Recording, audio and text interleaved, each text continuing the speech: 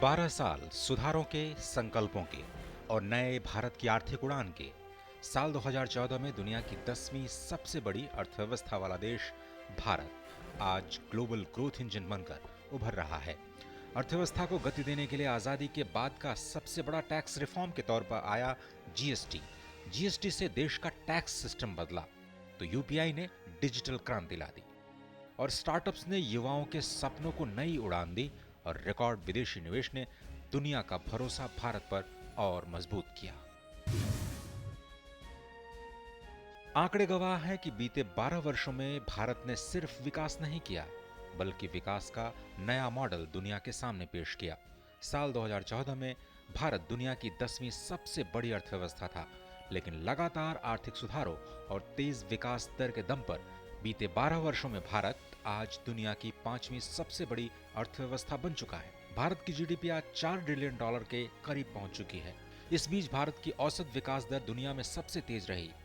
Covid और युद्ध की मंदी के बीच भी औसतन विकास दर 6.5 से 7% के बीच रही और दुनिया भारत को भविष्य के ग्रोथ के इंजन के तौर पर देख रही है। जीएसटी आजादी के बाद देश का सबसे बड़ा टैक्स सुधार। पिछले एक दशक में वस्तु और सेवा कर यानी जीएसटी ने भारत की टैक्स व्यवस्था में बड़ा बदलाव किया। पहले अलग अलग टैक्सों की जटिलता से व्यापारियों और ग्राहकों दोनों को परेशानी होती थी, लेकिन जीएसटी आने के बाद एक देश एक टैक्स व्यवस्था लागू हो गई। इससे टैक्स प्रक्रिया आसान, पारदर्शी और ऑनलाइन बन गई। छोटे व्यापारियों को डिजिटल प्लेटफॉर्म से जुड़ने का अवसर मिला और टैक्स चोरी पर भी काफी हद तक लगाम लगी। 1 जुलाई 2017 को जीएसटी लागू होने के शुरुआती दौर में औसत मासिक कलेक्शन लगभग 85,000 करोड़ रुपए से 95,000 करोड़ रुपए के बीच हुआ करता था। 12 वर्षों के बाद साल 2024-25 में औसतन हर महीने 1,84,000 करोड़ रुपए से ज्यादा जीएसटी संग्रह हुआ। वित्त वर्ष 2025-26 में जीएसटी कलेक्शन 22 लाख करोड़ रुपए के रिकॉर्ड स्तर पर पहुंचा। सिर्फ अप्रैल 2026 में ही जीएसटी कलेक्शन 2,42,000 करोड़ रुपए के रिकॉर्ड स्तर पर पहुंच गया। यूपीआई एक नई डिजिटल क्रांति का सूत्रपात। इन 12 वर्षों में भारत में एक और बड़ा आर्थिक सुधार हुआ। भारत ने पूरी दुनिया को डिजिटल पब्लिक इंफ्रास्ट्रक्चर का एक नया मॉडल दिया। ये एक ऐसी डिजिटल क्रांति थी जिसने भारत को दुनिया में अलग पहचान दिलाई। यूपीआई यानी यूनिफाइड पेमेंट्स इंटरफेस आज भारत की सबसे बड़ी फिनटेक सफलता बन चुका है। 2016 में जब यूपीआई क्रांति की शुरुआत हुई तो साल 2016 में शुरुआत काफी छोटी थी। पहले महीने में केवल 373 ट्रांजैक्शन हुए थे, करीब 21 बैंक इसके साथ जुड़े थे। लेकिन लोगों ने धीरे धीरे इस डिजिटल भुगतान प्रणाली पर भरोसा जताया। पहले ही साल यानी 2016-17 में लगभग 2 करोड़ लेन देन दर्ज किए गए। यही छोटी शुरुआत आगे चलकर डिजिटल क्रांति बन गई और आज यूपीआई दुनिया की सबसे बड़ी रियल टाइम पेमेंट प्रणाली बन चुका है। साल 2025 में यूपीआई में 228 अरब से ज्यादा ट्रांजैक्शन हुए।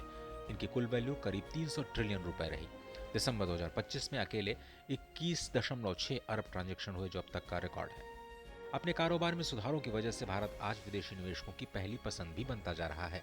Make in India, PLI scheme, बेहतर इंफ्रास्ट्रक्चर और ईज ऑफ डूइंग बिजनेस सुधारों ने दुनिया का ध्यान भारत की ओर खींचा।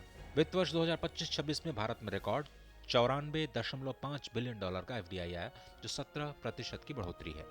मोबाइल मैन्युफैक्चरिंग, इलेक्ट्रॉनिक्स, ऑटो और सेमीकंडक्टर सेक्टर में निवेश तेजी से बढ़ा। और अब बात करते हैं भारत के नए सपनों की, यानी स्टार्टअप इंडिया की। स्टार्टअप इंडिया, आत्मनिर्भर बनते युवाओं की नई ताकत। 2016 में शुरू हुई स्टार्टअप इंडिया पहल ने देश के युवाओं को नौकरी मांगने वाला नहीं, बल्कि नौकरी देने वाला बना दिया।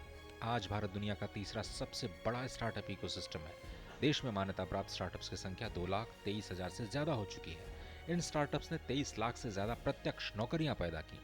सिर्फ वित्त वर्ष 2025-26 में 55,200 से ज्यादा नए स्टार्टअप्स को मान्यता मिली, जो अब तक का सबसे बड़ा आंकड़ा है।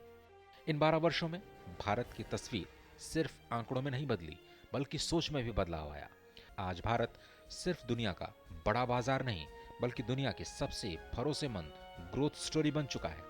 और यही वजह है कि $5 ट्रिलियन इकोनॉमी का लक्ष्य हो या फिर विकसित भारत 2047 का सपना, भारत अब सिर्फ सपने नहीं देख रहा, बल्कि उन्हें तेजी से हकीकत में भी बदल रहा है।